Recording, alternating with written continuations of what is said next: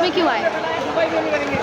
Protest में आया नहीं गया, मेरी भावनाएं मुझे लेके आई हैं। जब मैंने देखा कि लड़कियों के साथ जो सलूक इन्होंने पुलिस ने किया है, उनके कपड़े फाड़ दिए, उनके प्राइवेट पार्टों पे डंडे मारे, मेरी आत्मा ने मुझे झिझोड़ा कि ये जुल्म है और जुल्म के खिलाफ आवाज़ उठाना ही जहाद है। इस जहाद में शामिल होने आया हूँ मैं भी। जुल्म के खिलाफ आवाज़ उठाना जहाद है। ये अच्छा नहीं करा इनके साथ, बेटियों के साथ सलूक। बेटी तो हिंदू धर्म में पूजनीय होती है, लक्ष्मी होती है, लक्ष्मी का रूप है। आपने उस लक्ष्मी के साथ ऐसा सलूक करा, उनको नंगा कर दिया सड़कों पे। आपसे क्या मांगा था? कोई दौलत जागीर तो नहीं मांगी थी। बार बार पर्चे लीक हो रहा है, बार बार पर्चे लीक हो रहा है। एक पर्चे की स्टडी करने में बच्चों को कितनी रातें कुर्बान करनी पड़ती हैं, माँ बापों को कितनी कुर्बानी देनी पड़ती है, और कहाँ से पैसे इकट्ठा करते हैं वो लोग। ये माँ बापों के दिल से पूछो। तुम बेऔलादे सरकार में बैठे हुए क्या जानो औलाद का दर्द क्या होता है? ये क्या जानो औलाद का दर्द होता है? शादी करो, पहले घर बसाओ, बच्चे पैदा करो, फिर तुम्हें पता चलेगी औलाद का दर्द क्या होता है।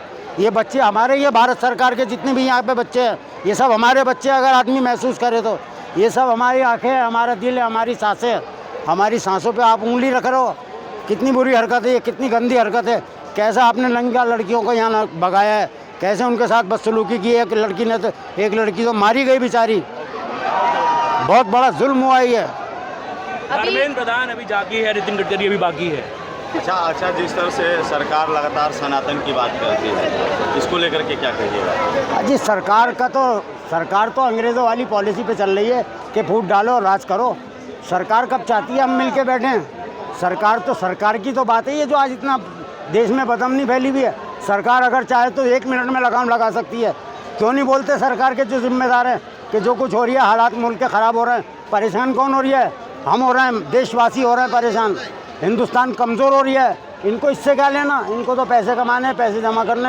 महंगाई आज कितनी बढ़ गई आप देखो, उठा के घर चलाना मुश्किल हो गया। उस आदमी से पूछो जो दिन भर रिक्शा चला कर शाम को अपने घर में जाता है खाना लेके। इनके पास तो करोड़ों अरबों रुपए पड़े हुए हैं। गरीब आदमी कहाँ जाएगा? महीनों दिन लग गए, इतना छोटा काम था। जो आज काम होना था वो शायद पहले ही कर दिया जाता। पहले कर देते तो ये बखेड़ा नहीं होता था ना। सरकार ने बखेड़ा खुद अपनी जान पे लिया है। ये बखेड़ा तो खुद अपनी जान पे लिया है। इससे क्या क्या नुकसान हुआ? नुकसान तो देश का हुआ है, बच्चों का हुआ है। बच्चे वहाँ भी परेशान रहे, यहाँ भी डंडे खाए, बच्चे अब भी भूखे बैठे में, भूखे प्यासे बैठे में। ये तो भारत की जनता को बधाई देता हूँ मैं। जो लोग यहाँ भेज रहे हैं सामान, पता ही नहीं लग रही है कौन भेज रहा है। कोई खाने की चीज़ भेज रहा है, कोई पीने की चीज़ भेज रहा है। कुछ लोग कह रहे थे, जो अंधभक्त लोग हैं, कह रहे थे कि फंडिंग आ रही है विदेश से, पाकिस्तान से, चाइना से। उनके पास कहाँ से फंडिंग आ रही है? उनसे ये तो पूछो। कुछ नहीं मिलता तो उन्हें यही करते हैं, किसी का तार कहीं जोड़ दिया। अब तो वही चंदा चोरी तो हुआ है। हाँ, उन्होंने मंदिरों को भी नहीं छोड़ा। शर्म की बात है ये। जाते जाते मोदी जी को कुछ संदेश देना चाहेंगे? संदेश ये दे देंगे, कुर्सी भी तुम्हारी है, हुकूमत भी तुम्हारी। कुछ कर नहीं सकते तो उतर क्यों नहीं जाते? कुछ कर नहीं सकते तो उधर क्यों नहीं जाते? कोसती हैं तुम्हें आज इस देश की बेटियां। गैरत है अगर तुम में तो मर क्यों नहीं जाते? धन्यवाद। एक बाप बन के सोचो, बेटी के साथ हरकतों को क्या